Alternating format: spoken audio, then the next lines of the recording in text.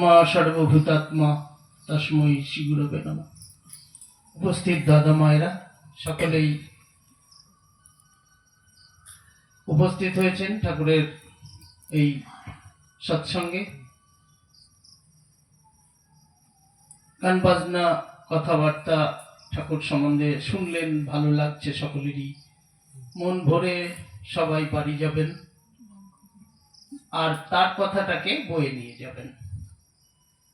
যেটুকু শুনে গেলেন সেইটুকুতে যদি আপনি বয়ে নিয়ে যান, সেটাকে নিয়ে যদি ভাবেন, তাহলে কিন্তু তার মহিমায় নিজেকে এই ভাবনাটায় নিজের মন শরীর সবই জড়িয়ে থাকবে, মাখো মাখো লাগবে, ভালো লাগবে, আনন্দ পাবেন। এই যে আনন্দময়ের অনুষ্ঠান, এখান থেকে আমরা যেটুকু নিয়ে যাব সেইটুকু আগামীতে কিভাবে চর্যার মাধ্যমে নিয়ে আসবো নিজের চরিত্রে, সেইটাই কিন্তু আমাদের ভাববার বিষয়।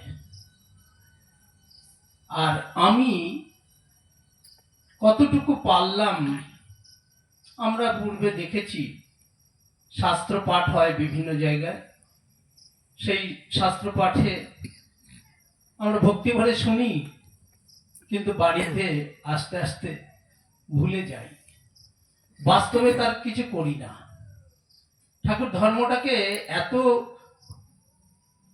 প্রাঞ্জল করে, এত সহজ করে দিয়েছেন যে আমাদের জীবনের, আমরা সংসারী হতে ভালোবাসি, সন্তান মানুষ করতে ভালোবাসি, এই সংসার, এই ভালোবাসার সংসার ভালোবাসি বলেই তিনি আবার সংসারী রূপ ধরে এ যুগে এসেছিলেন। সংসারে থেকেও কি করে ধর্ম পালন করা যায় তিনি করে দেখিয়ে গেছেন।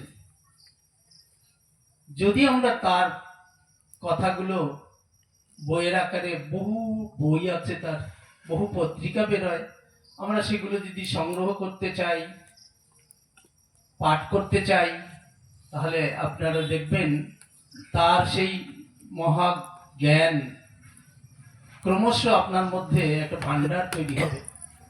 তখন প্রকৃত চক্ষু খুলে যাবে, বুঝতে পারবেন ঠাকুর কি চেয়েছেন, আমাদের কি করা উচিত। কলির শেষ অবতার তিনি, কল্কি অবতারে তিনি আসবেন, এটা কিন্তু পূর্ব বহু জায়গায় তার নিদর্শন ছিল, সংকেত ছিল। এমনকি আমি সেদিন এক মহতি অনুষ্ঠানে অনলাইনে এক ভক্তের মুখে শুনলাম, গীতায় শ্রীকৃষ্ণেরও নাকি বলা আছে, মানে তার একটা সংকেত, তিনি যে আবার কলির শেষে আসবেন, এমন সংকেত দেয়া রয়েছে। তা এইগুলো আমাদের প্রয়োজন নেই বলেই আমরা এগুলো সংগ্রহ করি না, এগুলো আমরা ভাবিও না। কি নিয়ে যে আমরা মেতে আছি সেটা কিন্তু আমরাই বুঝি না। আমরা এক একটা মানে সেই মাকড়সার জালের মতো জড়িয়ে আছি, জীবনটা গড্ডালিকা প্রবাহে চলে যাচ্ছে, দুঃখে ভারাক্রান্ত হয়ে উঠছি, আর শুধু পরমেশ্বরের কাছে চাইছি, সুখ দাও, সুখ দাও। প্রভু আমার কিছু দেখলো না, ঠাকুর আমার কিছু করলেন না। এই যে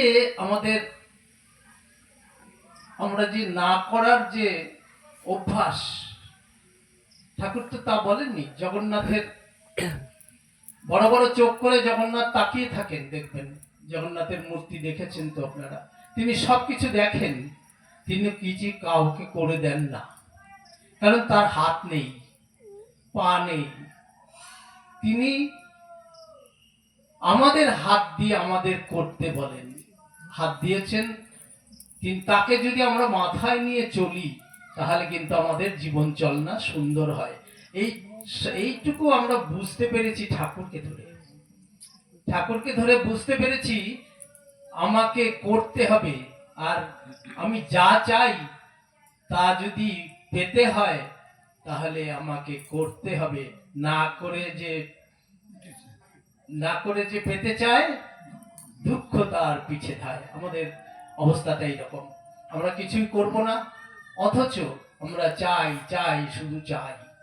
সেই জন্যেই তাকে আমি যত নিজের মধ্যে নিজেকে যত তার অনুশীলনের মধ্যে দিয়ে চালাবো, তত আমি তার হয়ে উঠবো। এইভাবে কিন্তু সাধারণ মানুষ দেব মানুষে পরিণত হয়। জয় গুরু সবাইকে, সবাই ভালো থাকবেন।